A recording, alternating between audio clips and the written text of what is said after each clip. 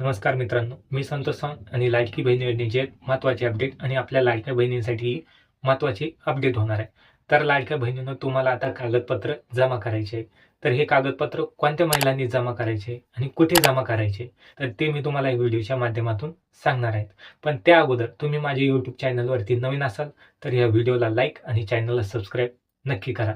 तर हे कागदपत्र कोणत्या महिलांनी जमा करायचे आणि कुठे जमा करायचे, तर ज्या महिलांची KYC चुकलेली आहे, ज्या महिलांना नोव्हेंबर आणि डिसेंबरचा हप्ता जमा झालेला नाही, तर त्या महिलांनी आपल्या जवळच्या अंगणवाडीतील सेविकाची भेट घ्यायची आहे आणि सेविकाची भेट घेतल्याच्या नंतर अंगणवाडीतील जी यादी आलेली आहे, त्या यादीमध्ये तुमचं नाव बघायचं आहे. तर ही यादी कोणती आहे? ज्या महिलांची KYC चुकलेली आहे, ज्या महिलांना नोव्हेंबर आणि डिसेंबरचा हप्ता आलेला नाही, तर त्या महिलांची यादी आलेली आहे. तर त्या यादीमध्ये तुमचं नाव आहे का?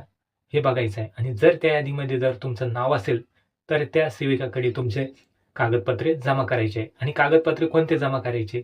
आधार कार्ड, रेशन कार्ड आणि तुमचा शाळा सोडल्याचा दाखला आणि पती किंवा वडील यांचं रेशन कार्ड तुम्हाला जमा करायचं आहे.